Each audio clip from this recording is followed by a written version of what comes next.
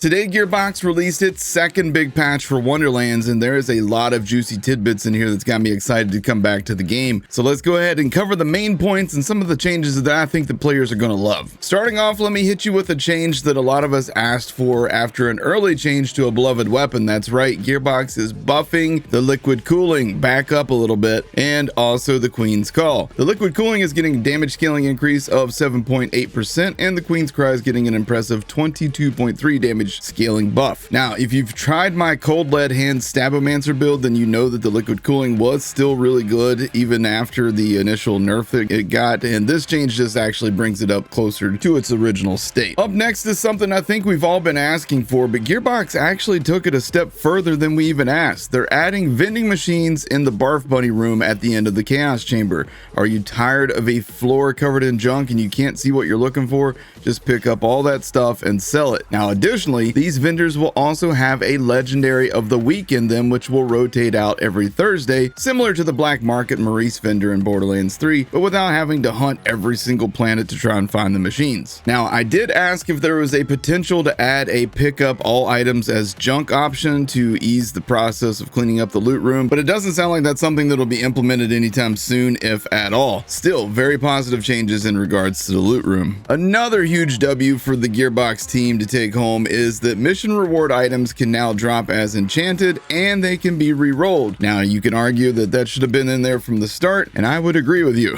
This is huge. I can finally roll a 20% damage for 20-second enchantment on my Heck Waiter and shred people up with that thing. Speaking of farming up primordial mission rewards, they have now made mission reward gear more likely to show up in standard vending machines. Yet another really cool change. Now, a big change that's kind of hidden deep in the reported concern section is that Chaos trial levels weren't always updating properly, and that should be fixed now. So no more going through an entire Chaos trial thinking you're getting credit for it and not having that happen at the end. We're also getting an enemy scaler for 4-player co-op, which will increase the number of enemies that appear in co-op play. This means more crystals, which means more loot, which means even more legendary gear. It's a great change. Hopefully we can eventually get a 4-player button for solo play, a la the true takedown options like we had in Borderlands 3. Now, the Wheel of Fate from PLC 1, and God, I hate calling it PLC 1, but that's what they're calling them. It's now set to drop more items along with moon orbs and gold, making the content a little bit more rewarding. One thing that they didn't mention in these notes or in the notes for the release of either of the PLCs is that there are something like 80 cosmetic items in PLC 1, and I'm told that there's a similar amount in PLC 2. Now, this does include hairstyles, colors, scars, tattoos, banners, emotes, and all that good stuff. So if you're a completionist or if you just want to have some really cool customizations for your character, there is a lot to hunt for here. For class adjustments, there is a lot to cover, so I'm going to hit the finer points, and if you want to read all the details, I'll link the patch notes in the description of this video for you. Starting with the Clawbringer, Storm Smite will now properly switch between fire and shock damage. Cleansing Flame will do fire melee damage instead of non-elemental. There's also a change that says increased Oath of Thunder bonus melee damage to 6% per point. Although this skill is never listed as a bonus to melee damage, so I'm not sure if they're adding something to this skill or if that's just a typo. Well, I guess we'll have to see when they release this thing. Rebuke is gaining extra damage reduction per point, capping out at 20%. Berserker has an interesting change. It says the Blast Chill has been adjusted to award a chance to release a Nova on melee attacks instead of on all melee damage sources. So I'm not sure if this means only traditional melee strikes will count or if Dreadwind will still trigger it, since you are spinning and hitting things melee style. So